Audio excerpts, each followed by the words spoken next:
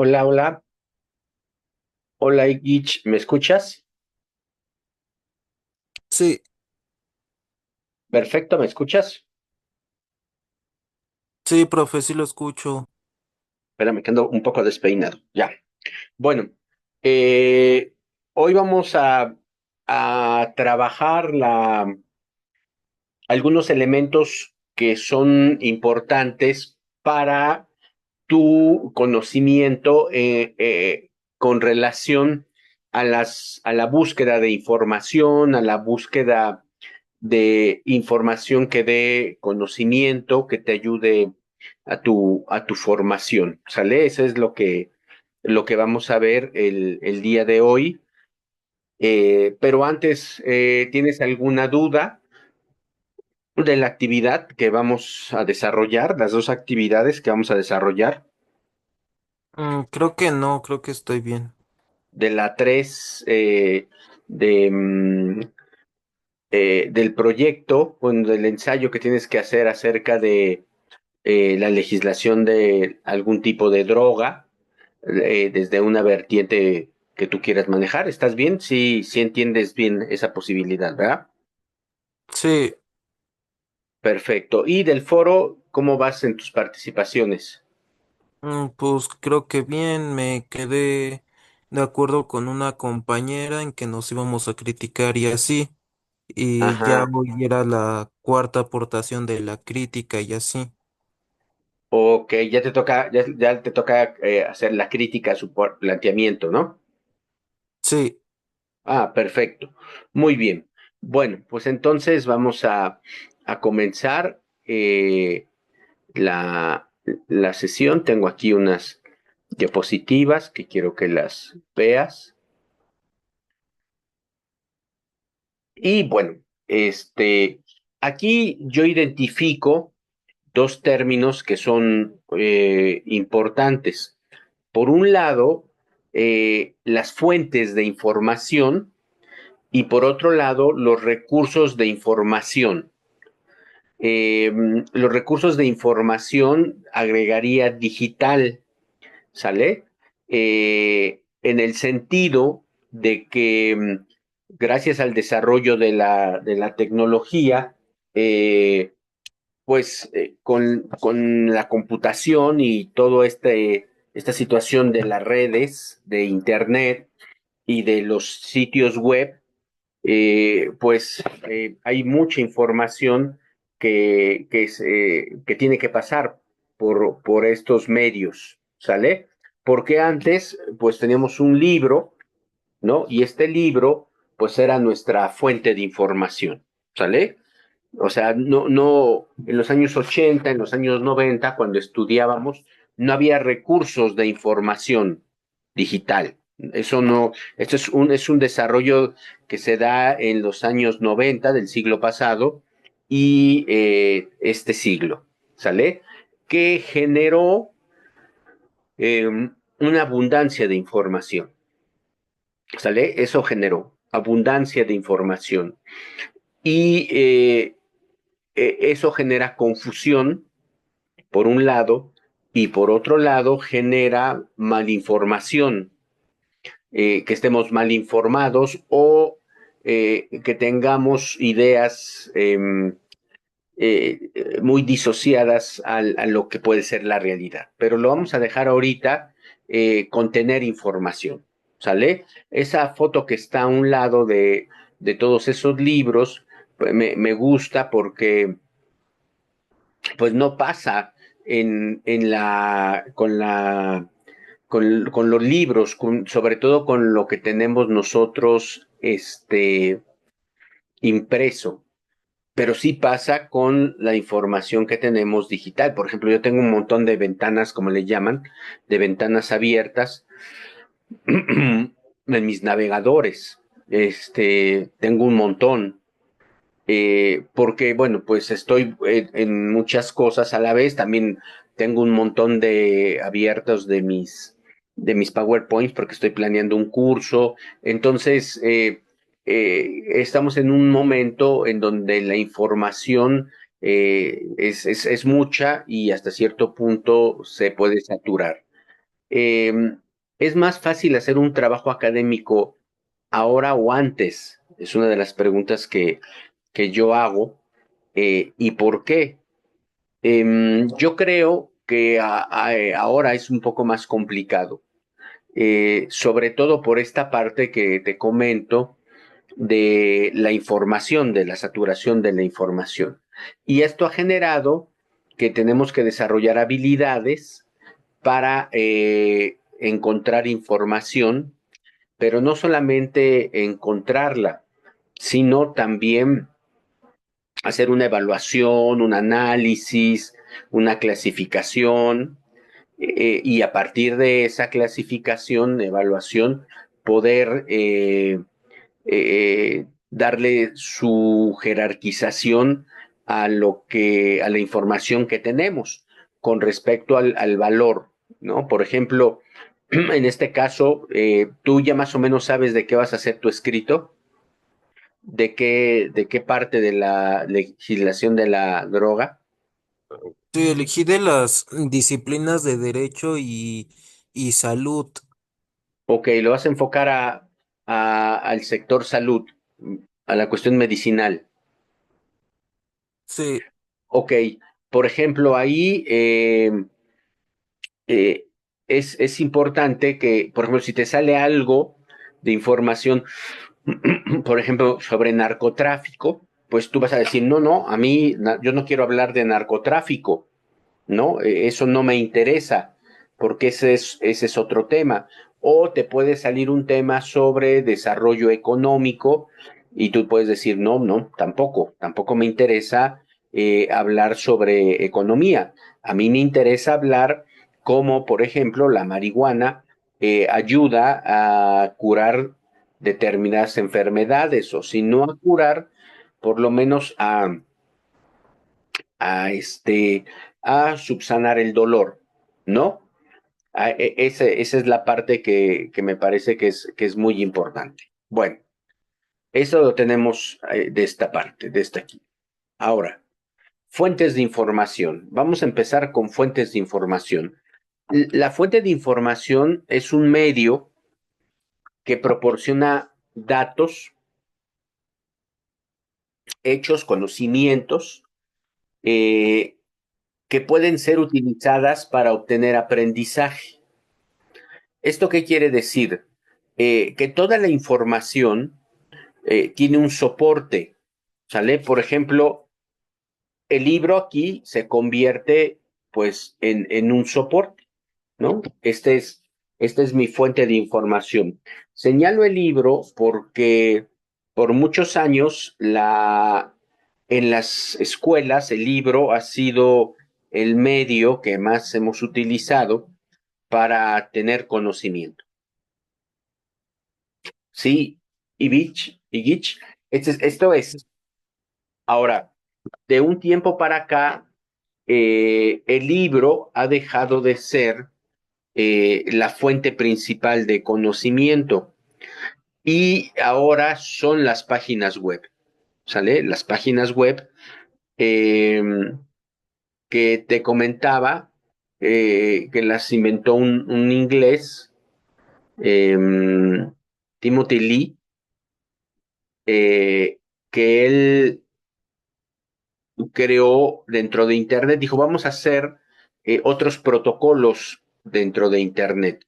Y así construyó unas páginas, que es lo que tú tienes en la prepa. O sea, tú si te metes, no sé, tú regularmente usas computadora y Gitch o lo haces por teléfono. por computadora. Ah, bueno, entonces si es por computadora, ahí, por ejemplo, cuando entras a la prepa, entras a una página web, ¿no? Las páginas web se convirtieron en el soporte más importante en la era digital para tener información. Si me hubieras contestado teléfono, te hubiera dicho que era que eran las aplicaciones, ¿sale? Que eran las aplicaciones. Son dos formas diferentes de Internet. Están en Internet, son dos formas. Por un lado, por computadora y por otro lado, por teléfonos o aquí. ¿Sales? Utilizamos diferentes medios para poner información. O, por ejemplo, en un momento dado, supongamos que estamos aquí en la clase, tú estás tomando notas y vas a hacer un trabajo en algún momento sobre fuentes de información. Entonces, tú anotas algo de lo que yo estoy diciendo, de fuentes de información, y lo quieres citar, ¿sale? La fuente soy yo, Enrique, ¿sale? La fuente soy yo, Enrique. Permíteme un segundito. Sí,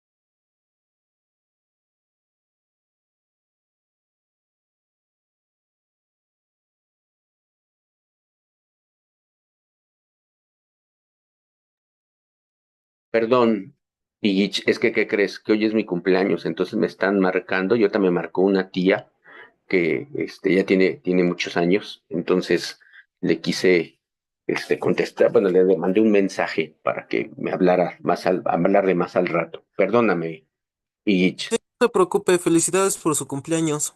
Ah, muchas gracias. Entonces, sí me están llegando un montón de mensajes. No sé si alcance a escuchar, pero con esta tía, como si está viejita, es la única tía que me queda ya. Entonces, sí le quise contestar, pero ya no le alcancé a contestar. Bueno, entonces te decía que eh, tú si quieres citar a una persona, pues yo soy la fuente de información, ¿sale? La fuente de información pueden ser personas eh, físicamente, pueden ser libros, programas de radio, podcast. Ahora se utilizan mucho los videos de YouTube para el aprendizaje. Entonces se ha diversificado. Hay muchísimas fuentes de información. ¿Sale? Según varía el formato y el contenido, se clasifican según su naturaleza. Si tú si fueras periodista, por ejemplo, eh, los periodistas tienen muchas fuentes de información, sobre todo las principales son las personas, ¿no? Eh, pero también se van a documentos, ¿no? Por ejemplo, ahora que están haciendo investigaciones sobre cuestiones del racismo de los extranjeros en México, bueno, cómo los extranjeros generan Hola. racismo contra nosotros, han sacado otros videos, han buscado información documental, por ejemplo, no queda claro si un acto como el que hizo esta señora se tiene que castigar con pena de cárcel. Mucha gente, no sé si has visto en redes sociales, están pidiendo cárcel para esta señora o es una multa y tiene que hacer algún tipo de trabajo social, ¿sale? Entonces, eh, un periodista busca diferentes fuentes, se va a códigos civiles, los códigos penales, la constitución, constituciones locales, etcétera, etcétera. Se va a instituciones como CONAPRED, que CONAPRED es una institución que lo que busca es disminuir este tipo de prácticas clasistas, racistas en nuestro país. Entonces, Hay muchísimas formas de encontrar, de encontrar información y de apropiárselas. Para entre 8 días les voy a explicar cómo esa información se puede tener, ¿no? Eh, cómo se puede retener y cómo lo importante es que tú leas y puedas analizar la información cognitivamente y la puedas reproducir, incluso hasta construir nuevas ideas, ¿sale? Bueno, esas son las fuentes de información. Ahora, a raíz del desarrollo de Internet, y sobre todo lo que yo te decía de las páginas web, em, lo que hizo este cuate, este británico, Timothy Lee, fue hacer más accesible Internet a las personas. Yo me acuerdo que por esa época, te puedo decir que año 95, 1995, 1996, o sea, tiene muchos años. ¿Tú naciste que en el 2007? Sí, Sí, como 10 años, 15 años antes de que tú nacieras. Yo tuve una computadora y me metí a internet, pero era una computadora en donde podías ponerle un modem, que un modem era una cosa externa que conectabas a la computadora y la conectabas al teléfono. Fíjate, al teléfono la conectabas para conectarte a internet. O sea, eran unos cables, tenías dos cables, uno el del modem y otro el de la computadora, los conectabas. Por ejemplo, cuando te conectabas a internet, vía teléfono, no entraban las llamadas de teléfono. O sea, no. Incluso algunos lo que hacían era comprarse dos líneas de teléfono, una para internet y otra para las llamadas. Entonces, a mí me tocó cuando todavía no había páginas web como tal, no había. Ya luego sí me tocó, pero en principio era una pantalla negra con información, pues en esa época pues era complicada entenderla, organizar, no tenía una buena imagen, me explico, un buen diseño, a eso quiero llegar, no había un buen diseño en en la información. Ya después con las páginas web se pudo diseñar muy bien, etcétera, etcétera, pero creció. O sea, estaba leyendo un libro sobre justo eso y decían que el crecimiento de las páginas web fue muy rápido. Entonces, al crecer las páginas web, a alguien se le ocurrió que deberían de hacer buscadores de páginas web según temáticas. ¿Sí me explicó, Igich? Según temáticas. sí, Entonces nacieron los primeros buscadores. Hay uno se llamaba Archie. No, no hay como mucha claridad en el sentido de que cuál fue el primer buscador. Pero sí hubo unos que se posesionaron mucho, como fue Yahoo, Altavista. Esos se posicionaron muy bien. Te estoy hablando del año 97, 1997. Eh, pero todavía no era la cantidad de información que hoy tenemos. O sea, sí había información, pero era una información que podías leer sin problema. La ventaja fue, yo recuerdo que por aquella época me quería ir a estudiar a una universidad en España, en Madrid, España, la Complutense. Entonces, para saber qué necesitaba yo para ir, por ejemplo, mis amigos que se fueron antes mandaban cartas. Yo también mandé una carta, pero yo ya tenía la información en su sitio web. O sea, en el sitio web de la Universidad Complutense ya me decían qué tenía que decir, poner, etcétera, etcétera. Entonces, muchas universidades, gobiernos, empresas, medios de comunicación empezaron a tener páginas web, lo cual fue pues muy bueno, fue maravilloso porque ya mucha información que no era accesible empezó a ser accesible. A ver, ahorita te voy a poner un ejemplo de eso, como por ejemplo, revisar los periódicos nacionales en Guadalajara o en Hermosillo. ¿Tú me dijiste que estás a dónde? ¿En Hidalgo? No. Sí, en Hidalgo. En Hidalgo, pues tal vez ahí sí les llegaban los periódicos nacionales porque está cerca la Ciudad de México, pero en general, pues no, o sea, no les llegaban los periódicos. Con las páginas web pudieron llegar. Entonces, eh, como no, como había tantas páginas, entonces el buscador lo que hacía era ayudarte a encontrar la información de manera más rápida. ¿Sale? Esa era la función. O incluso si tú no sabías qué fuente, porque estos recursos de información digital te llevan, te llevan a las fuentes. Esa es la clave de todo esto, Igich, que ellos te llevan. ¿Sí, sí queda claro? O sea, Sí. Google no es una fuente de información para cerrar este tema, ¿no? Google no es una fuente de información, es un recurso de información.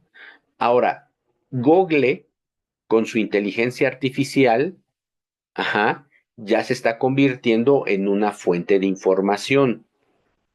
Ahora sí, por ejemplo, no sé si tú has visto las últimas búsquedas que tú haces, Google te da un resumen, te da lo que tú estás, buscando.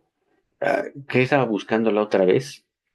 Mm, sí, sí, sí. Estaba buscando lo que decía un autor coreano, Byung Han, sobre la infocracia. Así se llama un concepto que él maneja, infocracia, que quiere decir como la democracia de la información, y me dio un resumen de 7 puntos que maneja Byung Han.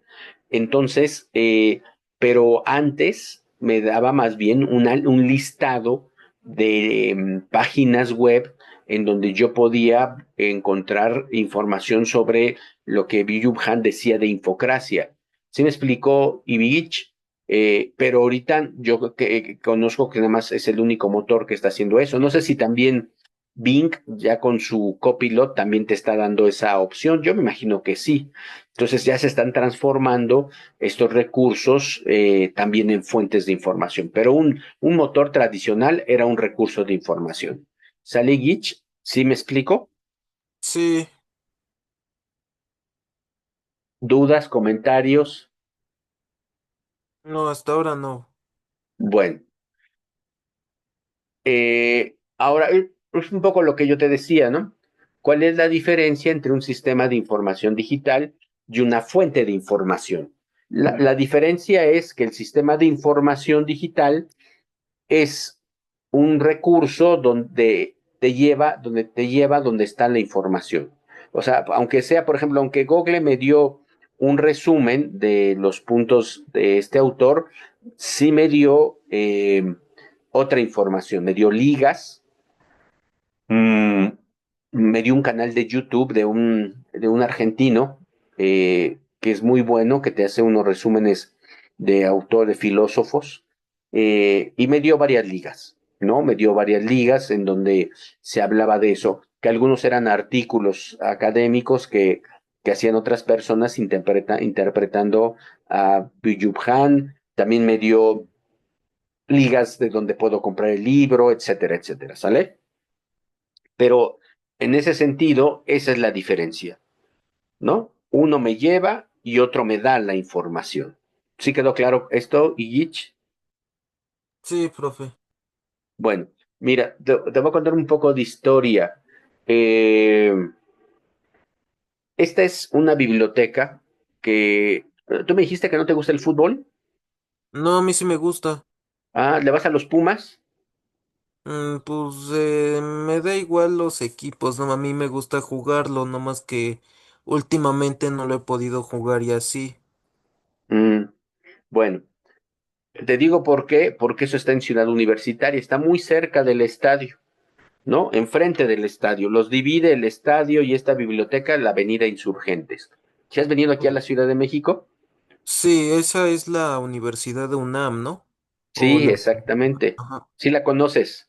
Sí, sí la conozco. Es, es, es la Biblioteca Nacional, o la biblioteca de la UNAM, ¿no? Como tú la quieras llamar.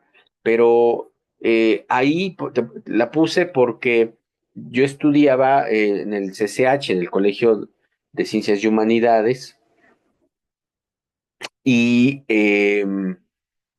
por ejemplo, cuando un maestro nos dejaba leer un libro, porque en esa época, que te estoy hablando, que eran los años 80, pues la única fuente de información era el libro.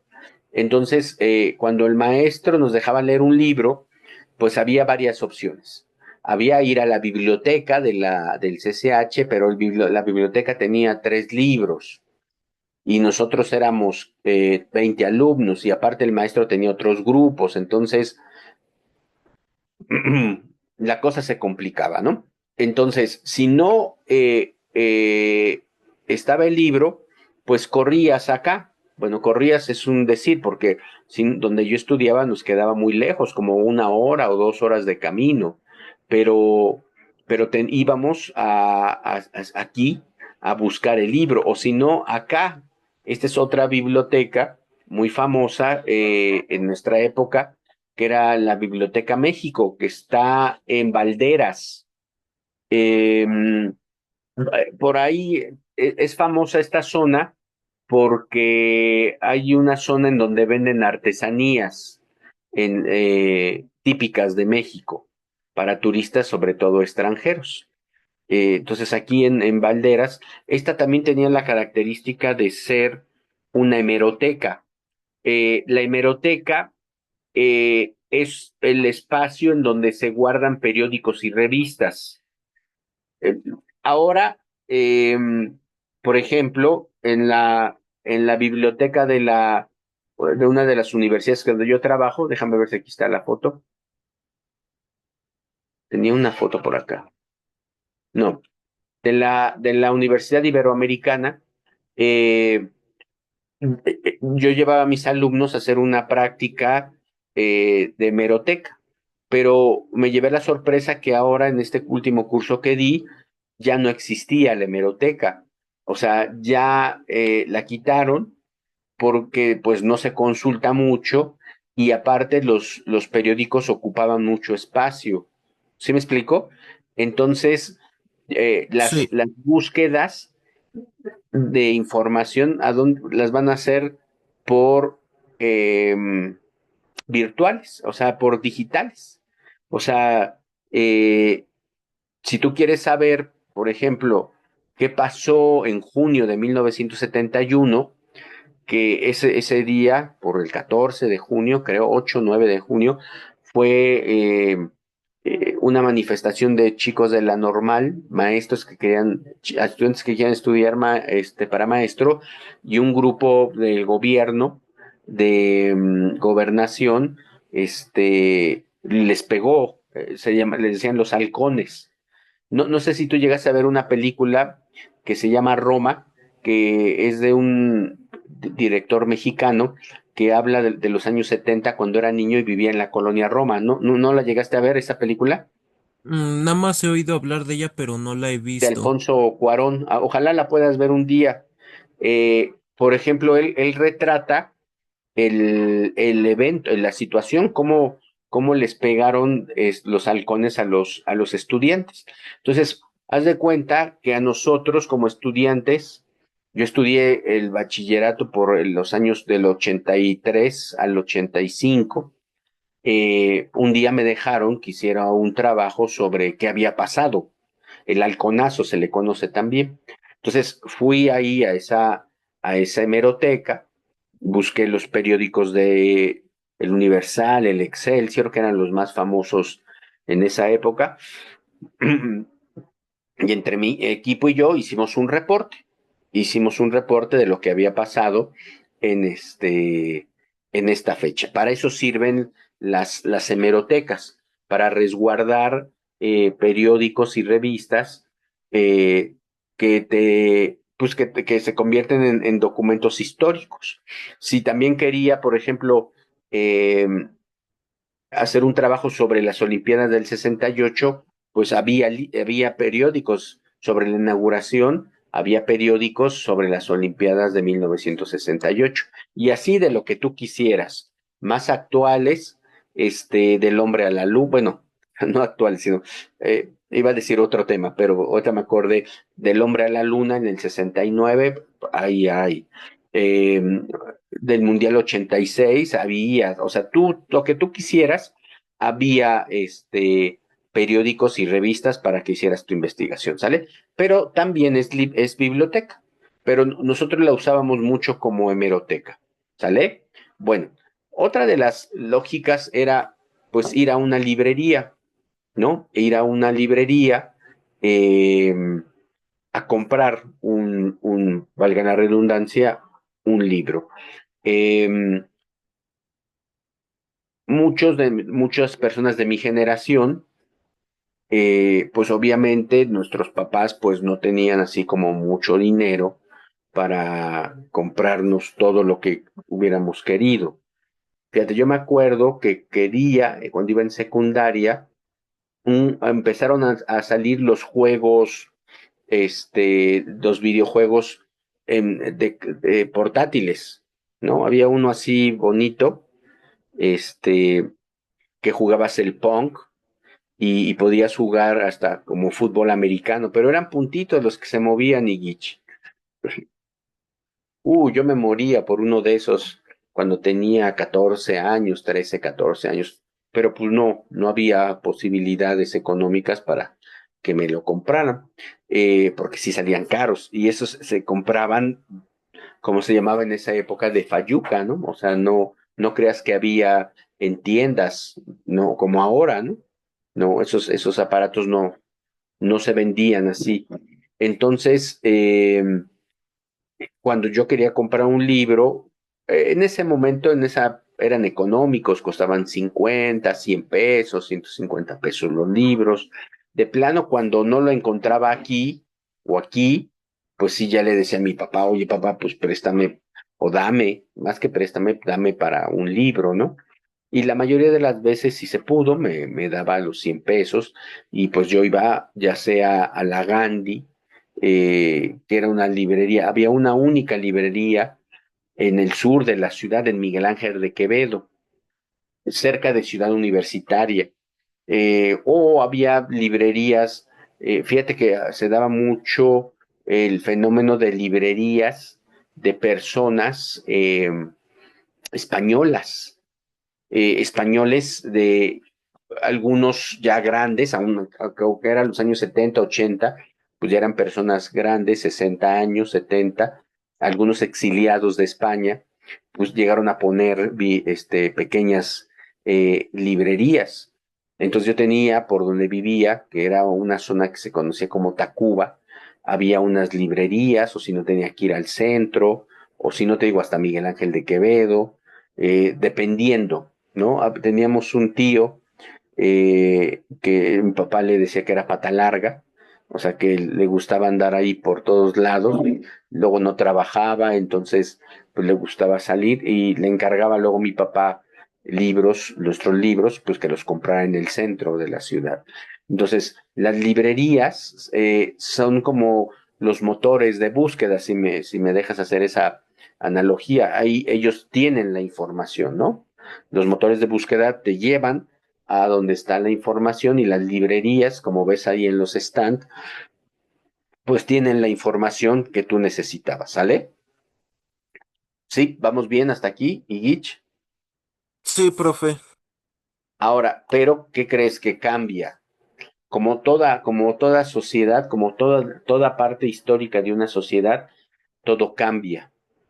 Y pues nos alcanzó el destino en el 80, en el 90, 1980, 1990 con el desarrollo de la tecnología. Hay una película, Igich, que te la recomiendo mucho para que entiendas este cambio, que se llama Los Piratas del Valle del Silicon. No sé si sepas qué es el Valle del Silicon.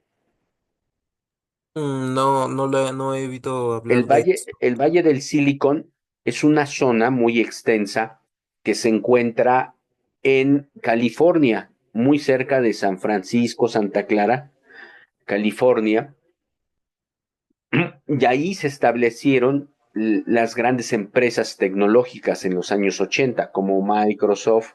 Bueno, Microsoft estaba en Seattle, pero ahí se estableció Google, se estableció Apple, todo su desarrollo de Apple ahí fue, y muchas empresas que pues, suministraban servicios a estas empresas de cómputo, les vendían materiales como chips y todo, teclados y todo, se establecieron ahí en el Valle del Silicon.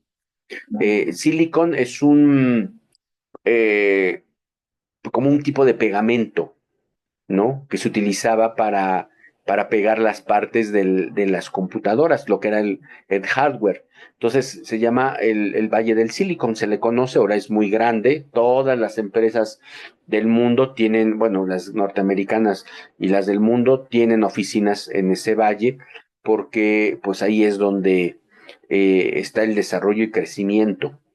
Todas las de inteligencia artificial están ahí, etcétera, etcétera, ¿sale?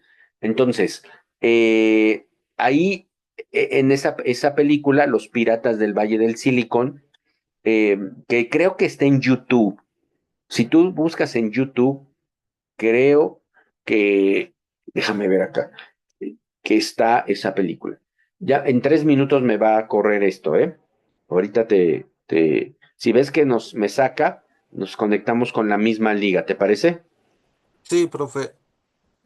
Sí, entonces, esta película, Los Piratas del Valle del Silicon, te narra la historia de la computación. Se puede decir que te narra la historia de la computación en ese periodo histórico, ¿sale?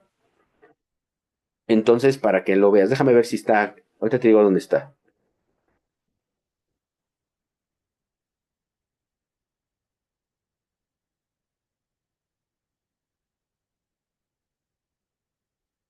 Está en Prime Video.